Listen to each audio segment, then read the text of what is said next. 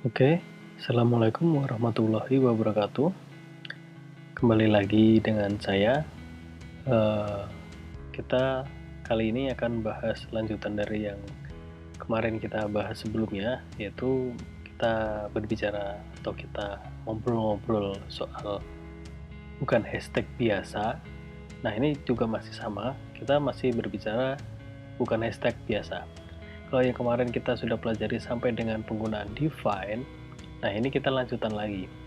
Jadi bukan hashtag biasa ini merupakan hashtag yang spesial yang digunakan di dalam bahasa pemrograman. Kalau yang saya bahas di sini itu bahasa pemrograman C++. Kalau kemarin udah kita bahas define, sekarang ini lanjutannya.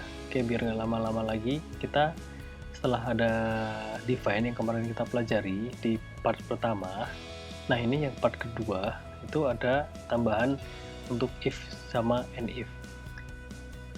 Akan tetapi if and if di sini itu kalau dipelajari di logika itu sama dengan kayak logika percabangan. Akan tetapi di sini bukan berarti logika percabangan yang terdapat di dalam function atau fungsi yang lain ya, seperti itu enggak. Tetapi di sini lebih ke preprocessor. Jadi percabangan itu ada juga loh yang dijadikan sebagai preprocessor gitu. Tandanya apa? Tandanya diawali dengan tanda pagar atau bahasa kerennya hashtag gitu ya. Jadi kenapalah itu kemarin saya bilang bukan hashtag biasa. Oke, preprocessor if sama and if ini digunakan untuk mengkompilasi jika ada pernyataan kondisi pada if itu bernilai benar. Jika tidak, maka akan diabaikan. Kemudian, pernyataan kondisi ini berupa ekspresi sebuah konstanta yang dideklarasikan dengan define. Jadi penggunaan ini lebih ke sebuah konstanta. Tentunya teman-teman masih ingat mana sih konstanta, mana sebuah variabel gitu ya. Nah, untuk yang ini berarti penggunaan di dalam konstanta. Kalau kita ingin menggunakan konstanta, maka sebelumnya kita harus mendefinisikan terlebih dahulu. Nah, kemudian baru kita bisa menggunakan if sama and if ini. Contoh penulisan di sini. Yang pertama, ketika kita ketikkan pagar, kemudian diikuti if, masuk ke ekspresi konstantanya. Ekspresi dari konstanta. Kemudian setelah itu baru masuk ke pernyataan dan diakhiri dengan and if. Jadi sama kayak di percabangan-percabangan itu, kalau kita mulai dengan if, kita akhiri dengan and if. Setelah kita menuliskan if, kita tulis sebuah ekspresi konstanta gitu. Jadi logikanya kurang lebihnya sama. Nah, ini sebagai contoh. Pertama, kita bikin file leader. Kemudian seperti yang saya bilang tadi, sebelum kita menggunakan nilai dari sebuah konstanta, karena itu berhubung konstanta, maka kita harus mendefinisikan terlebih dahulu. Nah, sebelum masuk fungsi utama itu kita mendefinisikan sebuah nilai konstanta dengan menggunakan preprocessor define. Di sini konstanta itu n, kemudian nilai dari konstantanya itu 4, didefinisikan dengan menggunakan preprocessor define. Masuk ke dalam fungsi utama. Di sini integer main. Masuk nih ke preprocessor if and if tadi.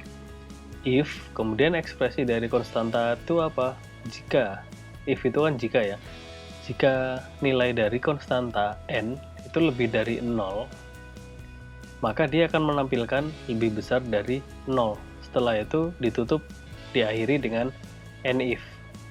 Nah, di sini if sama and if itu sebagai ini pembuka dan ini penutup. Kemudian kalau di sini ini sebagai nilai yang harus bernilai benar. Tadi kan if itu menjalankan sebuah nilai dari konstanta. Jika nilai itu benar, maka dia akan menjalankan sebuah pernyataan.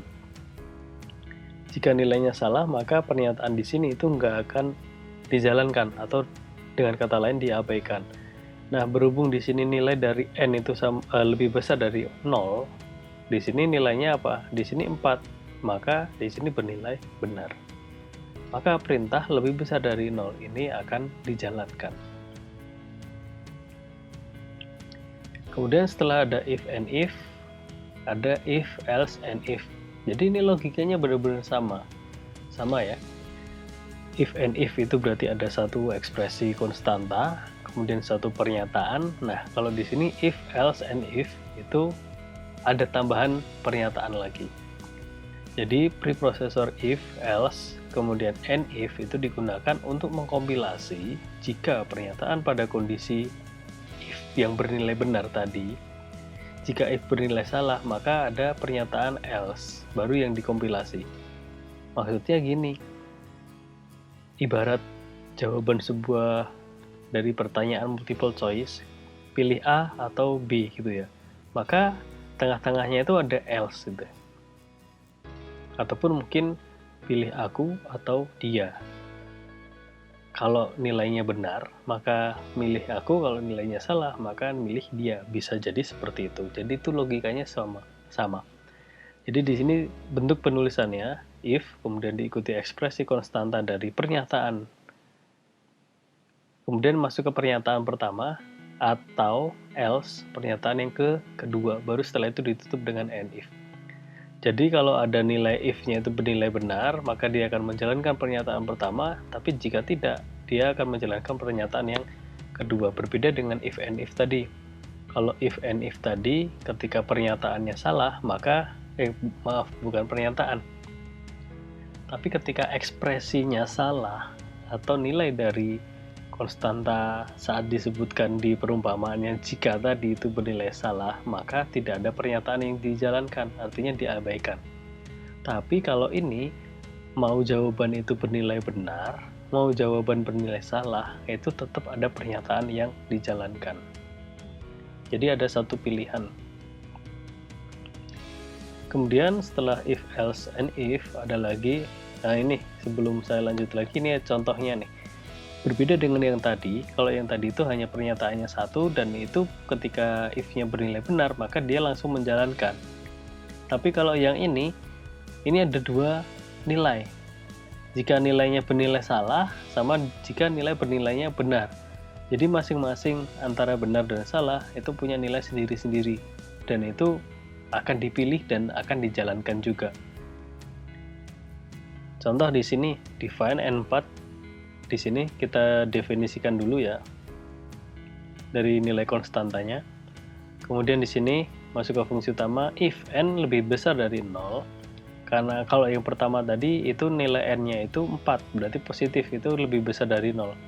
Tapi kalau yang ini nilainya negatif, maka if yang pertama, ekspresi dari if-nya ini jelas bernilai salah.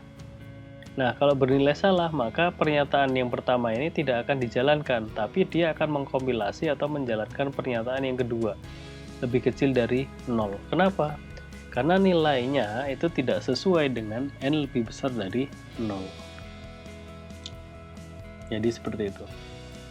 Jadi mau benar atau mau salah, itu sama-sama ada jawaban. Kemudian yang selanjutnya ada preprocessor elif. Elif ini digunakan untuk mengkompilasi dari pernyataan bertingkat. Ingat, bertingkat. Kalau yang tadi itu, yang pertama if and if itu satu pernyataan, satu ekspresi. Kalau yang else itu ada satu ekspresi, dua pernyataan, mau benar mau salah, itu semuanya ada pernyataannya. Tapi kalau yang elif ini lebih berbeda lagi, ini bertingkat. Yang paling gampang kita ingat-ingat itu struktur penulisan. Jadi untuk mengingat-ingat atau untuk mempermudah teman-teman, pahami aja struktur penulisannya. Nah, elif ini sama halnya dengan else if. Kalau yang tadi itu hanya else saja tanpa ada if di lanjutannya, tapi kalau di sini ada if-nya. Jadi preprocessor elif itu digunakan untuk mengkompilasi dari pernyataan bertingkat. Dalam hal ini, elif itu sama halnya dengan else if di dalam percabangan atau di dalam fungsi percabangan itu. Jadi ini merupakan kombinasi dari if dan else. Perintah ini dijalankan sesuai dengan kondisi yang telah ditentukan dan kemudian hasilnya itu dapat dijalankan sesuai dengan ketentuan yang benar. Dan bentuk elif ini diikuti oleh ekspresi konstanta. Jadi setiap ekspresi konstanta yang pertama, dia muncul pernyataan pertama. Jadi kalau di logika di sini, ekspresi konstanta dia punya pernyataan pertama. Ekspresi konstanta kedua dia punya pernyataan sendiri. Ekspresi konstanta yang ketiga dia punya pernyataan sendiri. Jadi masing-masing ekspresi dia punya statement sendiri, punya pernyataan sendiri-sendiri. Jadi seperti itu. Ini lebih bertingkat ya, karena ini bertingkat berbeda dengan yang tadi. Nah, kemudian selain elif ada juga undef. Kalau teman-teman undef ini sama halnya dengan lawan kata dari define. Kalau define itu kan berarti teman-teman mendefinisikan sebuah nilai. Ketika sudah didefinisikan berarti nilainya bisa bernilai atau sesuai dengan nilai yang sudah diisikan, atau bernilai tetap lah, katalah seperti itu. Nah, ketika sudah didefinisikan, maka ketika konstanta tersebut kita panggil di tengah jalan, nilainya akan tetap sama karena sudah dikasih nilai dan nilainya nggak berubah-ubah gitu. Nah, kemudian gimana kalau kita ingin berubah pikiran? Nah, kita berubah pikiran, kita hapus dulu, berarti kita menggunakan lawan dari define, yaitu kita menggunakan perintah undef. Preprocessor undef ini digunakan untuk menghilangkan nilai yang telah didefinisikan dari daftar definisi. Sebagai contoh di sini, define lebar maksimal 100, berarti logikanya nilai dari konstanta lebar maksimal itu nilainya 100. Kemudian ketika dijalankan if lebar lebih dari 200, karena ini nilainya 100, maka di sini akan bernilai salah. 100 itu tidak lebih dari 200. Maka resikonya apa? Kalau keadaannya di dalam if seperti ini, maka tidak ada perintah yang benar, artinya ini bernilai salah. Padahal kita acuannya itu sesuai dengan yang didefinisikan. Karena di sini bernilai salah, maka kita bikin benar. Biar benar gimana? Oh, berarti lebar maksimalnya harus sama dengan 200. Nah, di sini ada perintah untuk menghilangkan atau untuk menghapus dari nilai yang sudah didefinisikan tadi dengan menggunakan undef lebar maksimal. Nah, ini menghilangkan lebar maksimal. Nilainya nggak usah disebutin, nggak apa-apa karena ini otomatis sudah dihapus. Akan tetapi ketika nilai yang sudah didefinisikan dalam sebuah konstanta tadi sudah dihilangkan, otomatis mau nggak mau kita harus menginputkan lagi nilai dari sebuah konstanta tersebut. Alasannya kenapa? Kok kita ribet nginputin lagi gitu, sementara tadi udah dihapus gitu. Nah, resikonya gini, ketika kita mendefinisikan sebuah konstanta, maka nilainya harus diketahui terlebih dahulu. Ketika nilainya sudah hilang, maka ketika konstanta tersebut dipanggil, tidak akan jalan atau mungkin akan terjadi error. Maka dari itu, ketika sudah dihilangkan, maka wajib menyertakan lagi atau bikin lagi. Di sini ada define lebar maksimal 200, karena di sini tadi permintaannya 200, maka kita bikin 200. Kemudian di sini ada pilihan else if. Yang pertama ini lebar maksimal 200, ini berarti sebuah ekspresi konstanta. Kemudian di sini ada else if, jika tidak lebar maksimal kurang dari 50.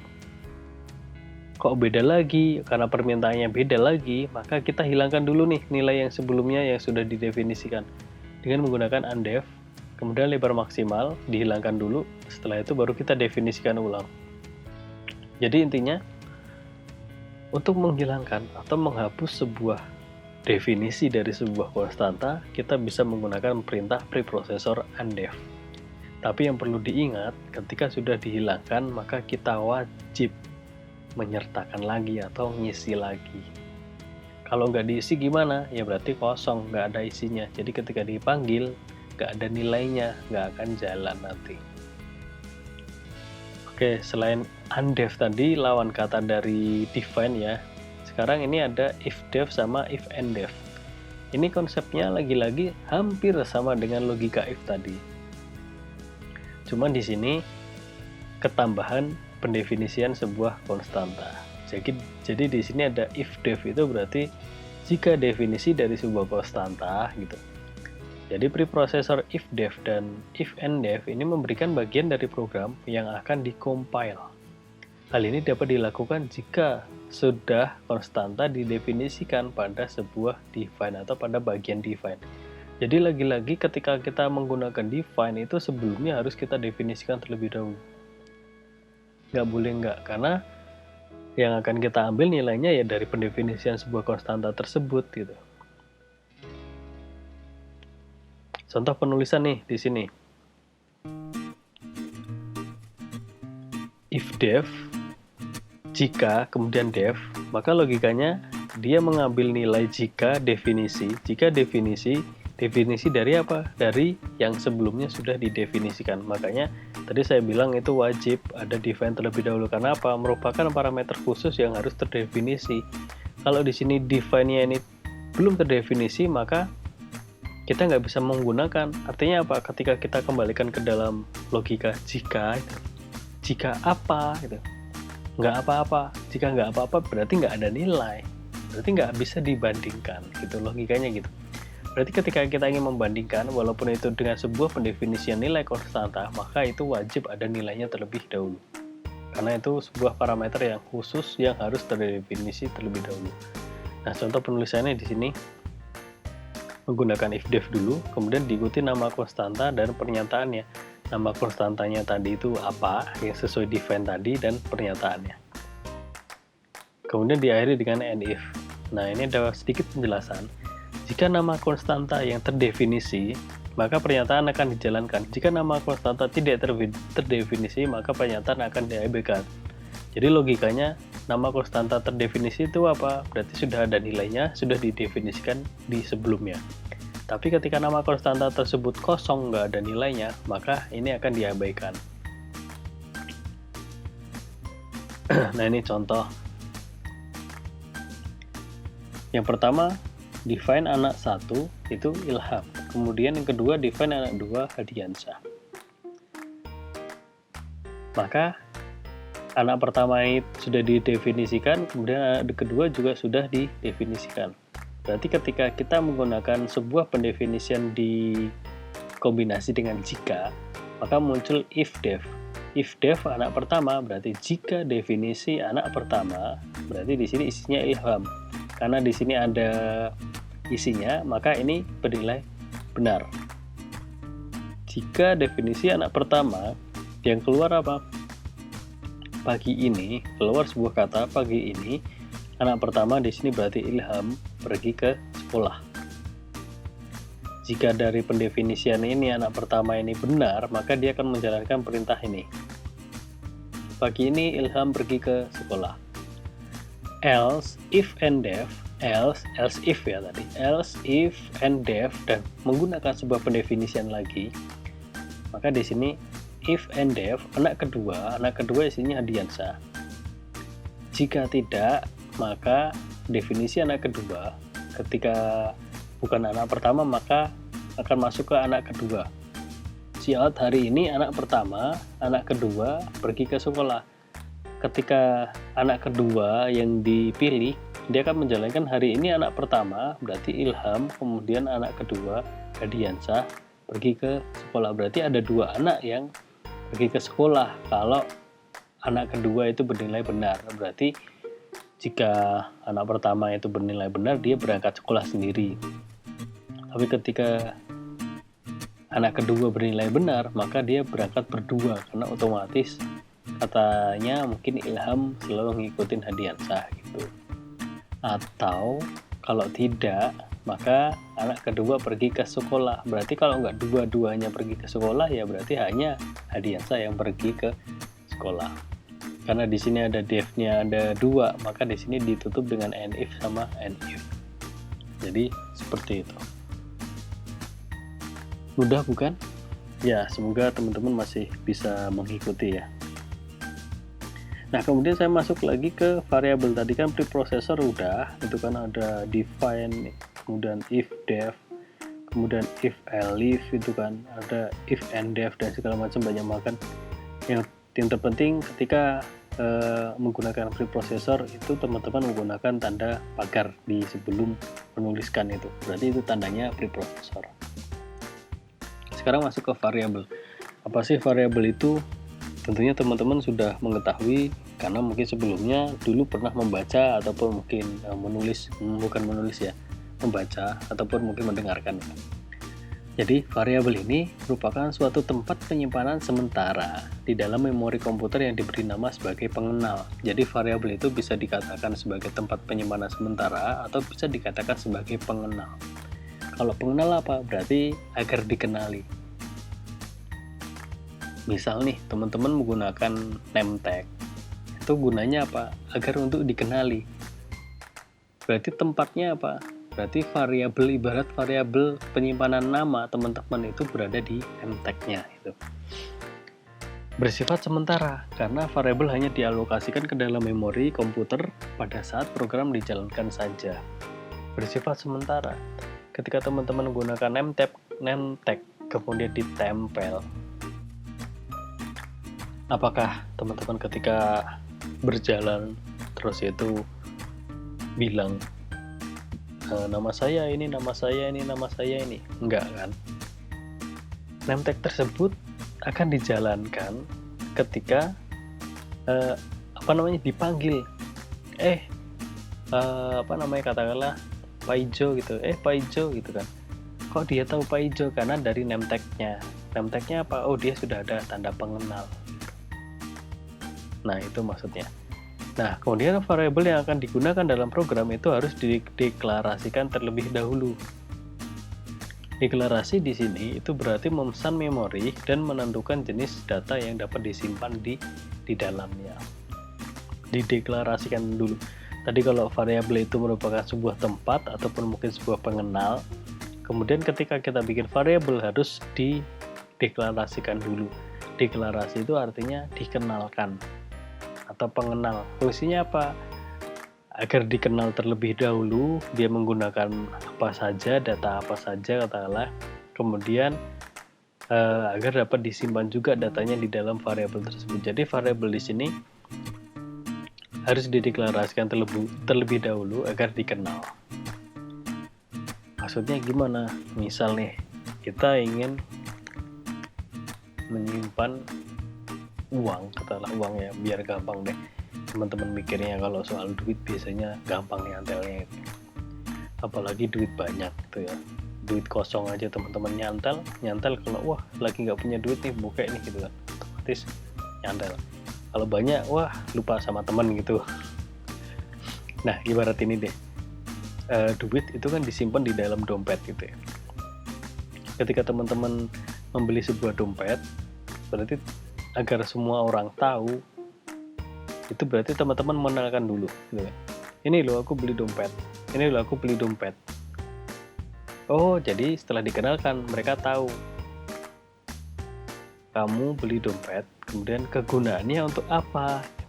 Aku loh, ini loh beli dompet untuk nyimpen duit. Oh, berarti yang lain jadi tahu, oh dompet itu untuk nyimpen duit. Nah, sekarang duit itu macam-macam, ada duit logam sama duit kertas. Kemudian berarti kalau logikanya ada duit kertas, ada duit logam, berarti yang bisa masuk ke dalam dompet, karena itu sifatnya tadi dompet itu untuk menyimpan uang atau menyimpan duit, maka hanya duit yang boleh masuk. Karena sudah dikenalkan, ini loh aku bilang sama teman-teman nih, ini loh aku beli dompet untuk nyimpan duit. Duit itu terdiri dari duit kertas dan duit logam. Boleh nggak kalau kita menyimpan nasi di dalam dompet? Ataupun mungkin menyimpan batu, menyimpan air di dalam dompet. Kalau kita paksakan mungkin boleh, sah saja, toh itu dompet kita, tapi bukan seperti itu juga. Aturannya sesuai dengan aturan karena tadi sudah dideklarasikan dengan jenis data. Jenis data tadi apa? Data duit logam sama duit kertas. Maka selain data duit itu nggak boleh masuk ke dalam dompet. Berarti kayak tadi mau dimasukin pasir, mau dimasukin batu, atau mau dimasukin nasi, berarti nggak bisa karena itu bukan untuk tempatnya. Tempat variabel dompet tadi dia dikenalkan untuk menyimpan duit, maka selain duit ya nggak bisa disimpan di situ gitu. Nah, itulah aturannya. aturannya apa? Variabel sebagai tempat penyimpanan sementara, kemudian harus dideklarasikan dulu, berarti harus dikenalkan dulu dia fungsinya untuk ngapain gitu. Data apa saja yang boleh masuk ke dalam variabel tersebut gitu. Nah, kemudian ada aturan untuk penamaan variabel. Nama variabel atau sebagai identifier atau pengenal itu boleh bebas, tetapi bebas tetap harus memperhatikan beberapa hal yang sebagai aturannya. Kalau dalam bahasa Jawa ya ngono, tapi ya ojo ngono gitu ya. Nah, di sini juga variabel, ketika kita memberikan nama variabel itu boleh bebas tapi nggak boleh di luar aturan. Ada aturannya sendiri. Aturannya apa? Tidak boleh menggunakan spasi. Jadi ketika mungkin mau dikasih nama depan sama nama belakang gitu kan, kemudian dikasih spasi, nah itu nggak boleh. Kemudian gimana? Kalau kita ingin menggunakan spasi, diganti dengan tanda underscores. Nah, underscores itu sebagai tanda pengganti untuk spasi. Tidak boleh mengandung operator aritmatik. Aritmatik maksudnya apa? Ya, operator aritmatik itu ya berarti karena kata-kata aritmatik matematika, ya berarti yang mengoperasikan tentang logika matematika. Adalah gampangnya gitu deh. Berarti kayak penjumlahan, pengurangan, pembagian, perkalian ataupun yang lainnya gitu. Itu nggak boleh pakai unsur-unsur itu. Jadi nggak boleh ada spasi, nggak boleh memakai unsur operator aritmatika. Kemudian tidak boleh diawali dengan angka. Jadi nggak boleh diawali dengan angka, harus huruf terlebih dahulu. Kalau mau menggunakan angka boleh, tapi di belakang, jangan di depan. Mentang-mentang, wah biar unik pak, kemudian katakanlah mau kasih nama alay gitu kan, huruf depannya harusnya A diganti angka. Biar apa? Biar tambah alay gitu. Nah itu nggak boleh. Harus depannya itu huruf terlebih dahulu. Tidak boleh merupakan reserved word dalam bahasa pemrograman. Artinya apa? Reserved itu kan dipesan, word itu kata. Berarti nggak boleh menggunakan sebuah kata yang sudah mengandung unsur-unsur lain atau yang sudah dipesan ke dalam library pemrograman. Maksudnya apa? Ketika teman-teman menuliskan sebuah preprocessor, tadi ada if, define, kemudian ataupun mungkin if and def, nah itu nggak boleh karena itu sudah mengandung unsur lain. Ataupun mungkin kita menggunakan perintah include, ponio, stdio, cin, cout, nah itu nggak boleh karena itu sudah mengandung unsur makna tersendiri. Kemudian yang kedua, yang terakhir nih, mencerminkan data yang akan disimpan. Kenapa kita memberikan nama variabel harus mencerminkan data yang akan disimpan? Jelas itu harusnya. Pak, padahal kan boleh bebas. Ya seperti yang saya bilang tadi, bebas, tapi ya jangan terlalu bebas. Ataupun mungkin kalau dalam bahasa Jawa bilang ngono ya ngono, tapi ojo ngono itu. Artinya apa? Mencerminkan data yang akan disimpan. Kalau kita ingin menyimpan data nama, ya berarti kita kasih variabelnya dengan nama lengkap, katakanlah seperti itu. Kalau kita ingin menyimpan data bilangan pertama, ya berarti kita kasih nama bilangan. Seperti itu aja. Jangan kita kasih nama, misal nih kita ingin memasukkan sebuah nilai angka 1, 2, 3, 4, 5, kita kasih nama variabelnya huruf, kan gak nyambung ya. Ibarat teman-teman nyimpen sebuah logistik di kos gitu kan, ada gula, ada garam, kemudian ada teh gitu kan, mereka semuanya sudah di tempatnya masing-masing gitu kan. Nah kemudian teman-teman iseng nih kasih nama variabel atau nasi toplesnya dikasih nama gula, kemudian karena namanya gula diisi dengan garam, kemudian karena gula sama garam itu kan, terus yang kotak atau nama variabel garam diisi dengan gula. Nah itu nggak boleh, harus mencerminkan data ya. Kalau kita namanya gula ya berarti isinya gula. Kalau isinya garam, kalau namanya garam, nama tempatnya garam, ya berarti isinya garam. Tapi kan boleh pak, ya boleh-boleh saja, tapi ya itu nggak umum ya, itu nggak semua orang jadi tahu, artinya malah ketika nanti ada yang ingin memodifikasi jadi bingung. Ya kalau tadi katakanlah mungkin nih nama tempatnya itu garam tapi diisi gula, kemudian ditukar itu kan. Kenapa alasannya? Biar semutnya nggak tahu pak kalau gula itu disimpan di tempat gula gitu. Nah itu nggak boleh kayak gitu. Harus mencerminkan data itu. Mentang-mentang biar untuk mengelabui semut yang gula ditaruh di tempat garam itu nggak boleh. Kemudian sebelum kita menuliskan variabel, memberikan nama variabel, kita harus menuliskan tipe data terlebih dahulu. Jadi ini format pendeklarasian variabel. Yang pertama itu diikuti tipe variabel baru nama variabel. Contohnya integer, berarti dia mengandung unsur tipe-tipe data bertipe integer. Kemudian di sini juga integer A, B, C gitu. Jadi harus dikasih tipe data terlebih dahulu. Pak, resikonya kalau nggak dikasih tipe data gimana? Kita nggak tahu itu variabel untuk data apa itu. Ketika tadi teman-teman ada gula, ada garam, kemudian yang satu botol kosong katakanlah, nggak tahu tipe data apa itu.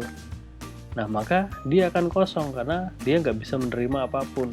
Mau menerima A salah, mau menerima B salah, mau menerima C salah. Loh kenapa kok salah? Karena dia nggak tahu dia harusnya menerima siapa. Nah ini, kemudian apabila ada beberapa nama variabel yang tipe datanya sama, itu boleh dituliskan dengan pemisah koma. Jadi dalam satu baris sejajar seperti ini dipisahkan dengan tanda koma itu boleh. Tapi jangan lupa ditutup dengan titik koma ya. Jadi apapun itu ketika kita pelajari tentang pemrograman ataupun mungkin programmer itu titik koma itu sangat diperhatikan banget itu.